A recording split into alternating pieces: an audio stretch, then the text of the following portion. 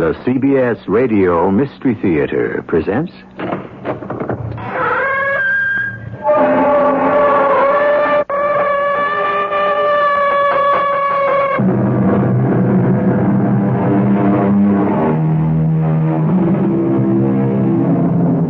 Come in. Welcome. I'm E.G. Marshall. There is no disguise which can, for long, conceal love where it exists, or simulate it where it does not. So said the French philosopher, to which we might add, there is no chain so strong, no wall so high, that can imprison love when its time has come to be free. But what is it? It says what it is. See? Read. It is a nuclear warhead. A nuclear warhead? That is what it says. What can we do with a nuclear warhead? What can we do? We can sell it. Sell it? Who would want to purchase a nuclear warhead?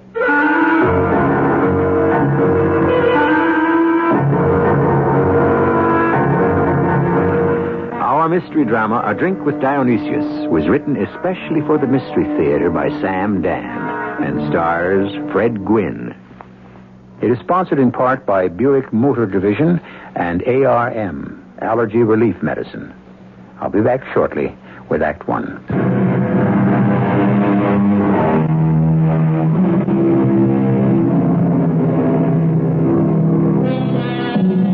Breathes there the man with soul so dead, who never to himself hath said, "This is my own, my native land." I'm not sure. These seem to be such cynical, skeptical times, so alien to honest sentiment, so impatient with the traditional values. But perhaps it's all a pose. Perhaps underneath, as the songwriter said, every heart beats true under red, white, and blue. Well, our mission today is to examine the heart of a most unlikely patriot, one Sprinkles Magoon. And his story shall be told by a man who is both his best friend and his worst enemy, Detective Sergeant Francis K. Flummer. I wouldn't say I was Sprinkles' best friend. And since Sprinkles himself was his own worst enemy, I'm going to fall short there, too. What you could say, without fear of favor, is that Sprinkles was a crook. And I'm a cop. So from time to time, we'd meet in the way of routine business. Hello there, Sprinkles. I do not believe we are acquainted. How you feeling? I don't know anything. What's doing? I have not heard anything. I have not seen anything. All right, Sprinkles. How are they treating you? Nobody has ever treated Sprinkles Magoon. He always pays his own way. And now, if you will be so kind as to excuse me, I cannot afford to be seen in public chattering with the police side. That is the German language for the cops. And so it will go. You knew Sprinkles was doing this and that, here and there, now and then. But he really wasn't bothering anybody too much. After a while, in the department, you learn that as far as certain things are concerned, it's best to live and let live, if you know what I mean. Well, anyhow, one night, I'm sitting at the desk, looking at the clock on the wall and the snow on the sidewalk, hoping that nobody's going to do anything bad to somebody till after midnight, at which time my relief will have to handle it, when the phone rings. Flummer? Flummer? Yeah, this is Sergeant Flummer. Sergeant, it is me. Who? Me. Who are you? This is Sprinkles. Sprinkles Magoon. Oh, Sprinkles. What's up? Hey, Sprinkles, you still there? Yes, I am present. It is just... It is just what? It is just... I am wondering. Wondering? About what? I am wondering if I am doing the right thing. In what connection? In this connection.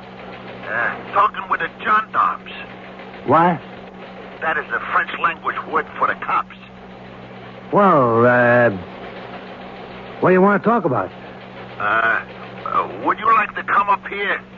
Why? Why? I believe I may have killed somebody. Sprinkles. Therefore, can you come right over? I'm on my way. I thank you. Hey, well, wait a minute. Where are you? Sprinkles? Yeah. Well, I guess that's Sprinkles. Yes? I believe I neglected to give you a vital piece of information. Yeah, Sprinkles, where are you? I am at 98 St. Regis Place. 98 St. Regis. Apartment 10B. Hey, Sprinkles, what's going on? It is big, Sergeant. Very big. Huge.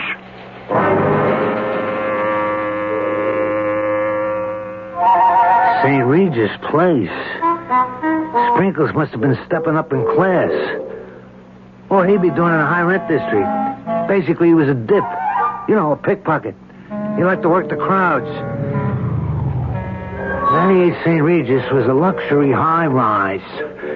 I flashed my star at the flunky, and he run me up in the elevator. And then I padded down a thickly carpeted corridor and come to a stop in front of 10B. Who is ringing? Sergeant Flummer. Sprinkles. What happened to you? That's blood. I have been shot. Shot? The bullet has merely grazed my forehead. You should see the other guy. What other guy? He is resting behind the couch. Hey, he's dead. Oh, yes, he is dead. And, you killed him, Sprinkles? Yes, you could say I was the instrument of his departure. You killed him? And here is the gun. Now, look, Sprinkles, this ain't your style. Well, have you ever heard it said, the leopard will change his spots? Yeah, but that's for leopards, not for pussycats like you. You do me an injustice, Sergeant, if you will not believe I ventilated Mr. Cherry Berry. Who? Mr. Cherry Berry. Oh, for crying out loud, Sprinkles. You mean I'm going to have to arrest you for murder? I do not know what else you can do. Murder? How could you get mixed up in murder? I did not know it would come to this. But you're a pickpocket.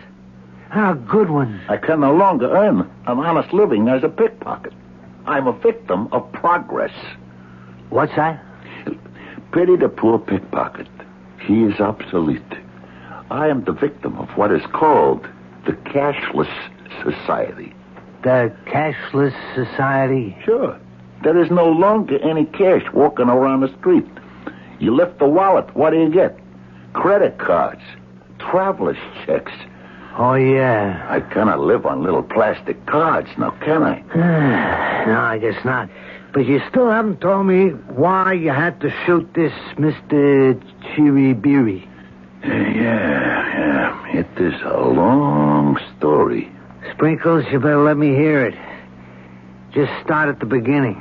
Yeah. The beginning.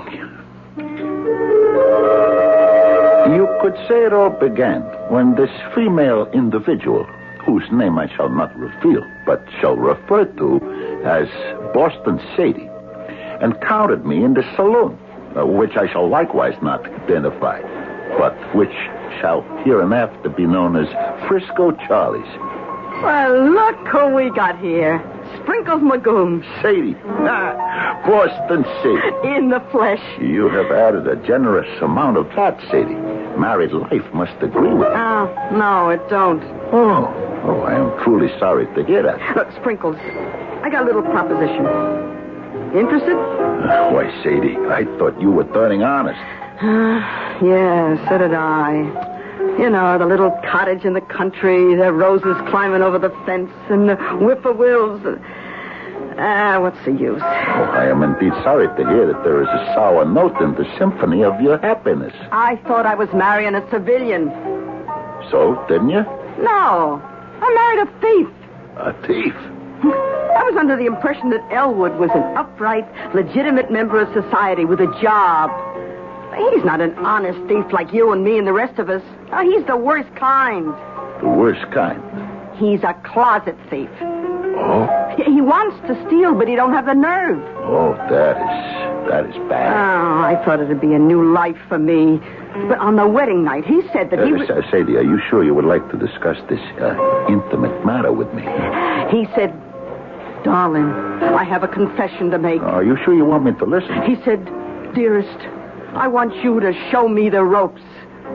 He said that? Yeah, all my life, he said, I always wanted to be a crook, but I didn't know how. Please, my dearest, teach me. And did you? Oh, there when all my dreams are going straight. But when you love a guy... Oh, yeah, love. I said to him, Angel, you can't just go out and become a thief, especially at your age, 35. True. If you possess the calling, it shows itself in early life, like ballet dancers, violinists. Yeah, I said, what do you want to be? A safecracker, a pickpocket? You got to first become an apprentice. That is the truth. You got to work and study day and night. How I remember. But if that's what you want, I guess I can support us while you learn. And just where is he attending school? Oh, he don't want to quit his job. Oh, but How can I quit the job, he says. I got vacation, sick leave, hospitalization, and in 20 years I get a pension. Well, those are extremely powerful arguments. But he ain't happy. So, what is going to take place? Well, I figured out how he could get some action in the place where he works. Hey, good thinking. And just where is he employed? On an army base. Wait a minute. I do not understand. What is there to steal on an army base? Cannons? No, but you're close. Close. Pistols. Oh. Well, Oh, what do you say, Sprinkles? what do I say? I say, regretfully, no thank you. 45 caliber automatic. I am allergic to firearms. I am a peaceful citizen. Plenty of guys are in the market for a nice, new, shiny 45 caliber automatic. I just remembered I have this appointment. Oh, see? come on. You don't have no appointment. But I do, with a psychiatrist. Sprinkles. And maybe you'd better see one, too, also, if you believe you can steal guns from an army post. But I figured how to do it. Then permit me to wish you the very best of luck. But it needs you, Sprinkles. Me? It needs your fingers. My finger? Yeah. We know who carries the keys to the room where the guns are kept. I am sorry, Sadie. No, listen. There's nothing to it. I even talked it over with Mumbles Pennyfeather. Mumbles? You have no idea how anxious Mumbles is to get a hold of some of that hardware. But, Sadie, I do not... Mumbles said to me, we were sitting right at this table here. He said, you know who'd be right for a job like this? Sprinkles Magoon. Mumbles, so he's always had an exaggerated estimation of my talents. Sprinkles, your end, I guarantee, $5,000. $5,000? I used to pick that up in a good week, Sadie. Look, it's waiting for us in a carton in that army storeroom. It's packed with 45 caliber pistols. How do we get it out of there? You don't worry about that. You just get the keys. What are you telling me, Sprinkles? You got yourself into a caper to knock off some pistols from the army? They do have a lot of them, Sergeant. You know, you would think with all those atom bombs and all, they would not require any more small firearms. However... Never mind that. Did you actually steal the guns? Yes. How? I don't know. I only know what I did. And what did you do? I stole the keys. The keys. Yes, no matter how carefully and closely guarded an object may be, there is always the key that opens the lock, that secures the door. Therefore, one must also carefully guard the key. It also follows that one must also carefully guard the person who has access to the key. And one must also carefully guard all those who... what you see, where this goes? Somewhere there has to be a weak link. There is. And the chain snaps in Act 2.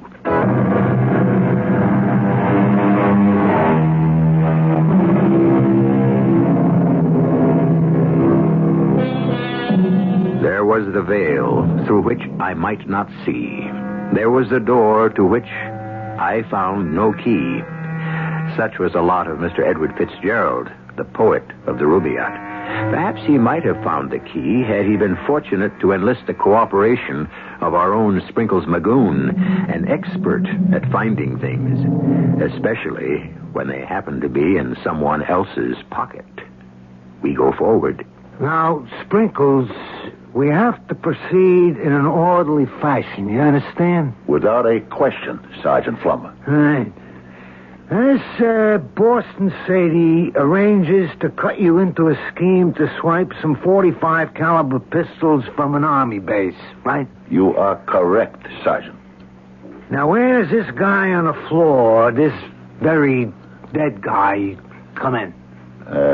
He does not come in just yet. He don't? No.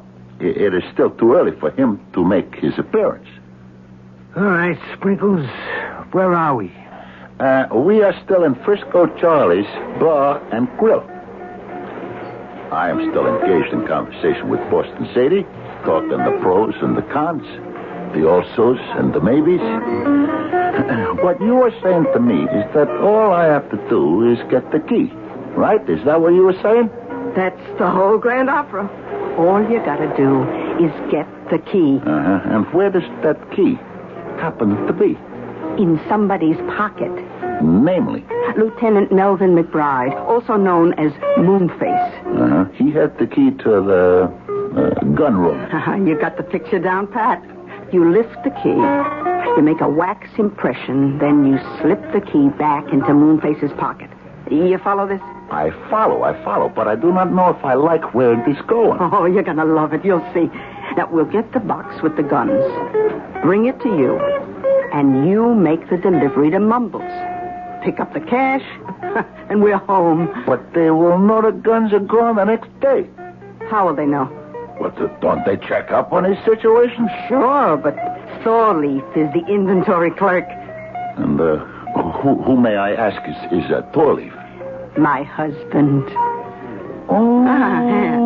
Now, do we spend the rest of the night chewing the fat, or do we say, green light, leave us go? And you said, let's go. Is that right, Sprinkles? I said, leave us go. And we went. Where? To a place that is named Big Burger. Big Burger? Yeah, this is where Lieutenant Moonface McBride takes on his lunch. Don't they have a mess hall on a base? Oh, indeed they do, but this lieutenant, see, he finds something wrong with it. Something wrong? Yeah, on the base they serve meals that are full of proteins and vitamins and all the good things that give a person rosy cheeks. Whereas at Big Burger, Lieutenant Moonface is able to consume 4 big burgers, 4 fries, 2 thick malts, an apple pie and a cherry pie. Put chocolate ice cream on the cherry pie and vanilla on the apple. That's him. Now, the key, it's on a ring. You'll have to lift the whole thing. Just which key is it? It don't matter. Which? You mean you can swipe it off the ring? Please, which one is it? Well, it'll be the longest one. But you can't just lift one key from a closed ring. Please, why don't you go up and say a social hello to Lieutenant Moonface while I go to work, huh? Hello, Lieutenant McBride. How you do, Miss Arbolea? Having your lunch, I see. Oh, there's merely a snack, as it were. A snack? Yeah, just keep body and soul together till... Oh, I'm sorry. I spilled that whole cup of coffee. And it is all over your nice clean uniform. Here. Let me take this napkin and... No, it's all right. No. It is not all right. We must wipe away all of the... I'll have it clean. My burgers and fries are getting cold. Yeah, I shall have you clean in no time at all. And my ice cream is getting warm. There. Oh, it all did get cold. Little sister, another order that works for this gentleman. Yeah, well, now, you, sir, are fighting for our country. You need all your strength. Yeah, you don't have to. Oh, but I do. I do have to. It's for our country. Come on now. Go ahead, Lieutenant. Eat up. Well, this is very nice of you. Yeah, it is because you uphold the flag. Well, actually, I just run the supply room. Well, they have got a flag in there, too, don't they? The flag. I remember. It was my favorite poem in school. Sprinkled with white for a cause that is right. Sprinkled with blue for hearts that are true. Sprinkled with red for those that have bled. The undying story of our own old glory. That's very noble sentiment. I would recite that poem so much they gave me a nickname, Sprinkles. Well, it has been a pleasure to serve you, Lieutenant. Enjoy your lunch.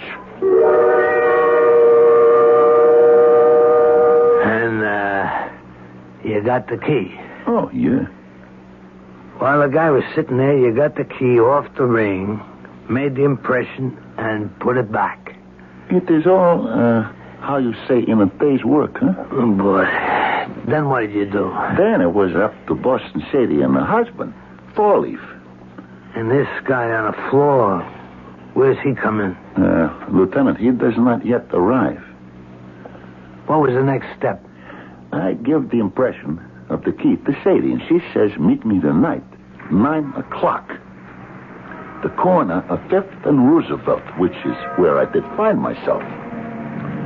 On the button. Sprinkles. Sadie. It's all yours. What is? A carton in the trunk. Now, you take the car. You go to Mumble's place. He's expecting you. You give him the guns. He gives you the money. You come back to my house, and we split. Hey, you got the guns, huh? Oh, it was shooting fish in a barrel.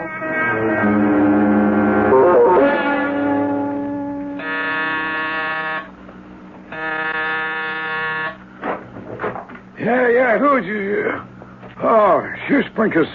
Sure, thought you was never going to kill you. Oh, all right, come in. Here, leave me set this down. Mumbles, it must weigh a ton. Yeah. 50. That's what she said, 50. So you got 50 pieces of merchandise in there, huh?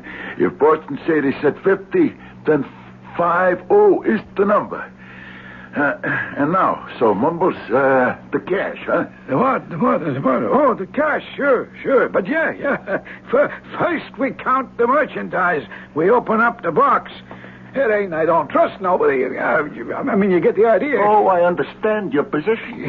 One time in Chicago, we were, just take this here crowbar, and we... let me give you a hand, Mumbles. I once done time in Seattle because I never thought we'd get her off. A little bit of faith is all you need, Mumbles. And now, come on, we remove this pattern. And here we should have 50 little beauties all lined up in a row. Yeah, they... Hey, what the... And now, Mumbles, if you will, the cash. Mumbles, why do you point that Roscoe at me? 50 little beauties, sure. You and Sadie. You think you can pull a fast one on old Mumbles? What is it that you are exactly talking about? You drop the box, take the cash, and old Mumbles here holds the bag, huh? What bag? Where are the pistols? The pistols are in a box. Where? 50 pistols. They should be in a box. You know, Mumbles here's going to bump you off. And then is he going to have a date with Sadie? Hey, Mumbles, listen, I did not mean any harm. I did not drop the box and run, huh? Did I not stay and help? I am as surprised as you are. It was a mistake, an honest mistake. Let us see, shall we, what is inside the box. There ain't no pistols. Well, leave us see. It's a big tube. This thing at the end, something's written down on it. Let me read what it says, huh? It says, Come on. What are you mumbling about? What does it say? It says, warhead, type Dionysus, nuclear. No, you what? What did you say? I guess it is a Dionysus missile warhead. Sprinkles, get that thing out of here. A warhead? Out. Mumbles, do you comprehend the possibility? Your boys, Mumbles. Now they can walk into a bank. Instead of a pistol, they will use this genuine U.S. Dionysus nuclear warhead. Oh, out. But out. Mumbles, you have no imagination. Out. Wait, Sprinkles. That is the missile that's been reported missing. The very same, Lieutenant. Yeah, well, how did you... It seems Sadie's husband made him little mistake. He picked up the wrong cotton. The FBI, the CIA, the whole alphabet's been hunting for this thing, Sprinkles. So I returned to Sadie's house. And when I informed Thorleif of what he had accomplished, he fainted. Thorleif, darling, speak to me. Oh, Sprinkles, what are we going to do about him? What are we going to do about him? What are we going to do about warhead-type Dionysus nuclear? We will not lose our heads. A nuclear missile warhead? It's only a small one. You mean it was just laying around where anybody could get at it? Oh, no. You have no idea the security. There are guards and computer time locks, and nobody could ever get this thing. Then how do we get it? All that security is up in the front. Around the back, there's a small door. And Sadie, you have broken the unwritten rule. You have worked with an amateur. What could I do? I'm in love. It meant so much to him. But wait, look. We could have an even bigger deal. Yeah, it's a chance to make the biggest score of all time. And to what kind of score are you referring? We'll sell the warhead. Oh, yeah. You maybe know a fence who will purchase a nuclear warhead. Why, it'd be worth $1 million. No, Sadie. Leave me inform you as to our immediate course of action. Wait, Sprinkles. We shall take the warhead back to the army base and leave it on the doorstep like it was a newborn baby. Look, Sprinkles, you gotta listen to me. Did I not already listen to you? Were you not gonna steal 50 pistols for us to... This time we're gonna make a fortune. I do not think so. We are gonna sell this warhead. And I know who would want to buy it. You do? I know just the customer. I know just the right customer. A customer for a fully armed nuclear warhead? Who would want to buy one? Now, there are all sorts of interesting possibilities, all kinds of potential situations. And when you consider our good friend Sprinkles and the company he keeps, the permutations and combinations, well, they add up to infinity. But that 3 is only a few minutes.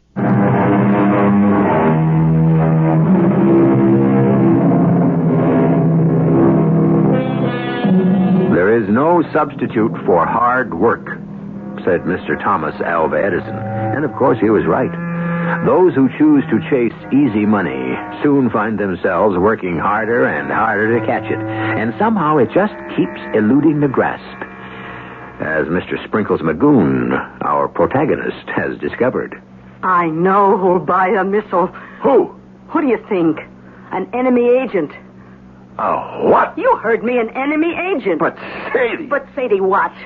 I do not think it is right. Why not? Well... They'll pay a big price. Sadie, money is not all there is to life. Oh, I agree with that 100%. And this is a secret thing, Sadie. How do you know? Well, I figured... Look, I just figured it out. Look, either it's a secret thing or it ain't, right? Well, yes, right. Well, if it ain't a secret, then the enemy already knows about it and there's no harm done, right? Right. And it's okay to sell it, right? Yeah, right. But what if it is a secret? Then we cannot sell it. Then we have to sell it. We do? Oh, sure. I'm afraid I do not see why. So we can make sure there will be peace in the world. How does that work? Well, you see, the enemy will now know what kind of secret weapon we got, what it can do to him if he steps out of line. What's going to happen if he tries to mess around with a good old United States of America? You see? Oh, Sprinkles. How else is he going to know how important it is for him to behave himself? I've done many a job in my life, but this is the first one I ever done that was going to help my country, too. And, Sadie, just where are you going to discover an enemy agent? Oh, that shouldn't be a problem. Don't you read the papers? The country's full of enemy agents. It's just a detail, you understand? Sooner or later, we're bound to find one. And did you find one, Sprinkles? Yes, Lieutenant. We found Mr. Cherry Berry. The dead guy on the floor. The exact self-same person, Lieutenant. He's an enemy agent? I fear you are correct. Well, how did you get to him? They say the country's full of enemy agents. They could be right. But enemy agents are like taxi cabs. There's never any around when you need one. Then where did you get this, Mr. Chiribiri? Well, you are no doubt aware of the French language expression, cherchez la femme. Oh, yeah, I think so. It means you should always look for the dame. Sprinkles, I'm always amazed at your, what's the word, erudition. Yeah, I am a self-educated person, Lieutenant. I hang around libraries and museums where I read books and I admire pictures. And also pick up dames. Oh, yeah.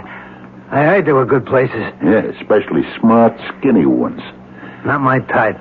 Well, as they say in the Latin language, de gustibus non disputandum. What does that mean? Do not spit into the wind. Well, getting back to Mr. Chiribiri, rigor mortis has already set in, and we have yet to account for him. There is a lady of my acquaintance, see?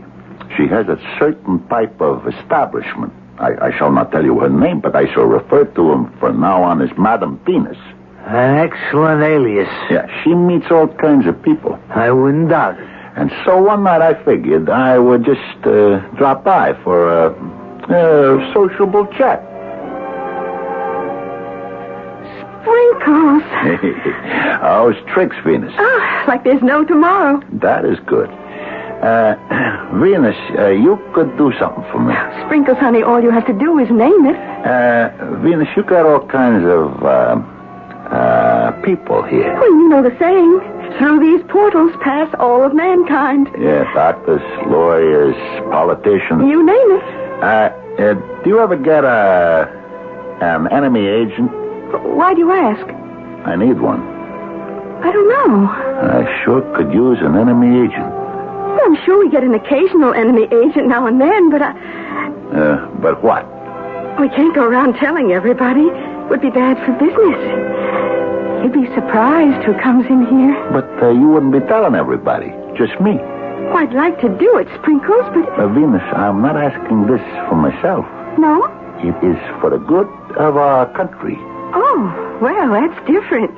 I'll notify my associates here, and we'll see who we can turn up.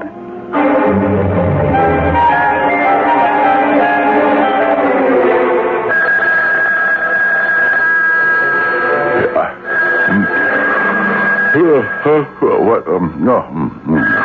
Yeah. Hello. This is Mr. Sprinkles Magoon. Oh. This is Sprinkles Magoon, yes.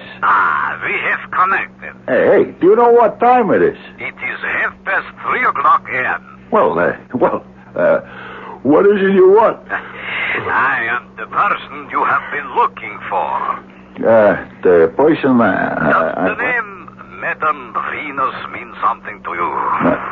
Yeah, sure. And you have something for me? I would have something for you if you would have something for me. I understand. One hand must wash the other. What have you got? I have got a nuclear warhead. What kind of nuclear warhead? A U.S. nuclear warhead. Is that not sufficient? No, we have so many. Tell me what one you have, and I shall see if it is worth my time and trouble. The one I have is called the Dionysus. The Dionysus. Are you sure? That's how it's labeled. Now, how much you going to pay for it, huh? How much? Wait. Wait for what? Wait till I consult my price list. Let me see. Here. Dionysius, $10,000. $10,000? Is that all? But you are free, of course, to try somewhere else. But you will find that we pay top price. But it is worth... it should be worth a lot more than that. Friend, this is not a seller's market. I am not sure. Mr. Sprinkles, bring here the merchandise. We will have a glass of wine. We will talk, and we will see. Okay. 98 St. Regis Place, apartment 10B.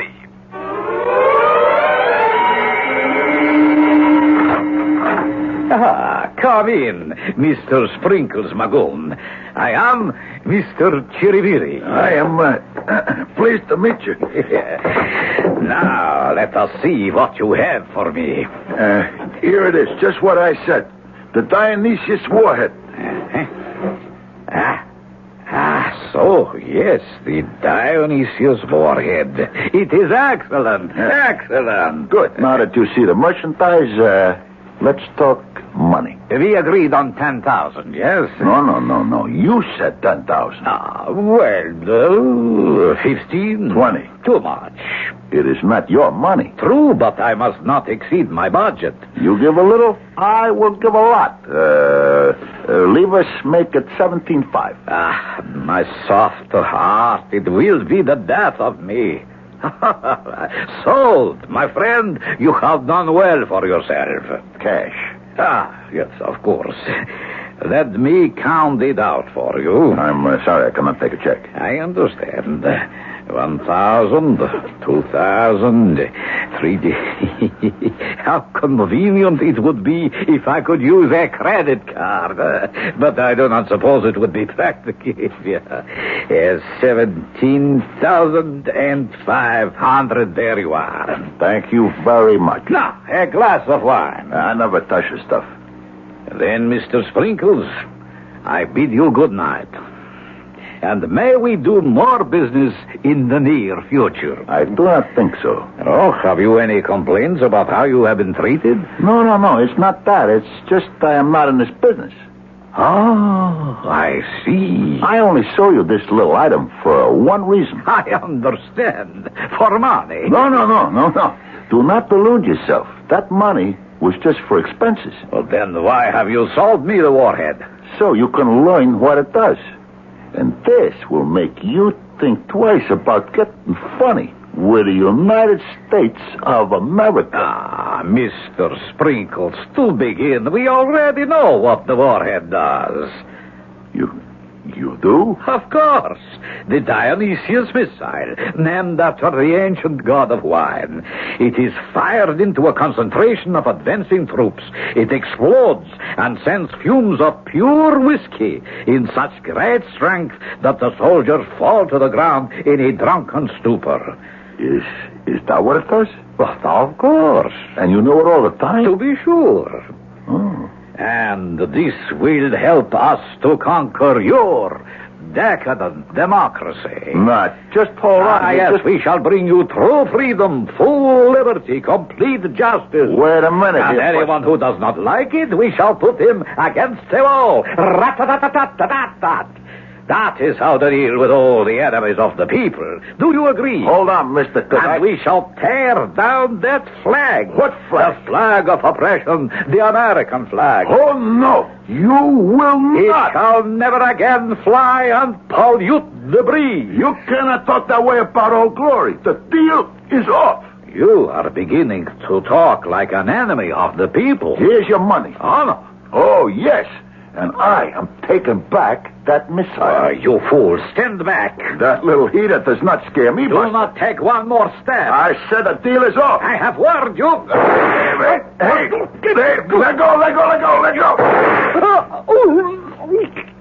Mr. Cherry Berry.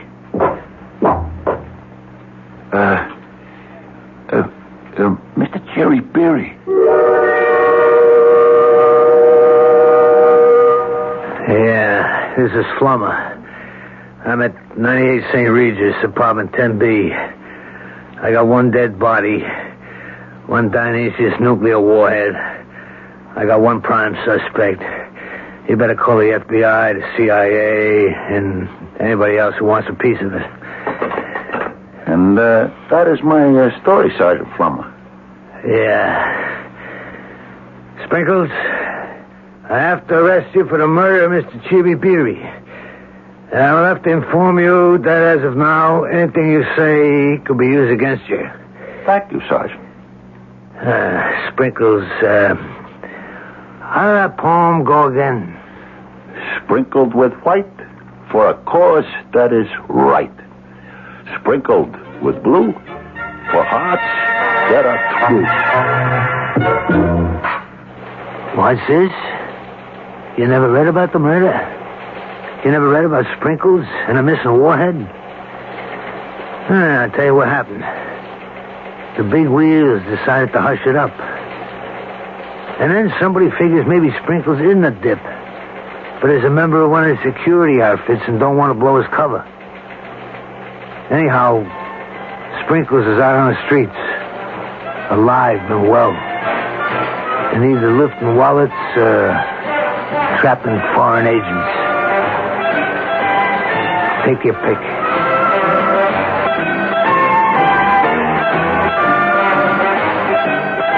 What do you think? Me? I don't know.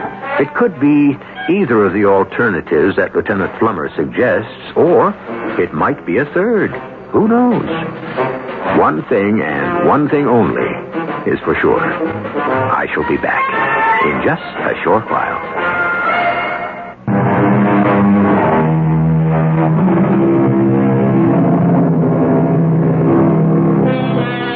I suppose it began way back in Exodus, where it is written, spies were sent to spy out the land.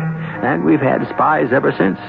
Spying, as you know, is supposed to be a serious business, and therefore, that is really what's funny about it. Our cast included Fred Gwynn, Robert Dryden, Bryna Rayburn, and Ian Martin. The entire production was under the direction of Hyman Brown. And now, a preview of our next tale. You collect pictures of old homes, don't you, Ben? Yeah, I like them. They give me a sense of... continuity? Yeah, and stability. Yeah, here we are. Oh, wow, it's beautiful. That's a beautiful house. Yep, that's a pretty good engraving. All it lacks is a figure in the foreground to give it a focal point. Well, there is a figure in the foreground. No, wrong. Oh, there is, really. Take a look. Oh, but both Diane and I Let me see. There. You see? Next to the path. The figure of a man on his hands and knees crawling towards the house. I swear. I swear, too. When you showed me the engraving, Ted, there was no figure. Well, maybe you just glanced at it. No. We looked at it under the light. There was nothing in the foreground. Well, there is now. A man furtively crawling across the lawn toward the porch. Radio Mystery Theater was sponsored in part by ARM, Allergy Relief Medicine, and Buick Motor Division. This is E.G. Marshall inviting you to return to our Mystery Theater for another adventure in the macabre. Until next time, pleasant dreams.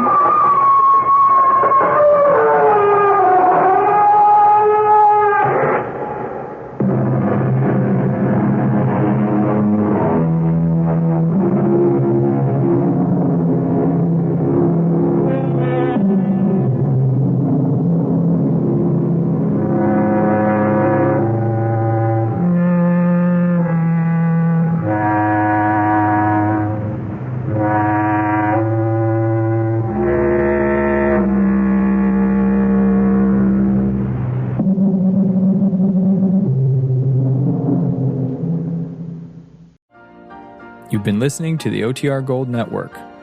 Find more classic radio at otrgold.com.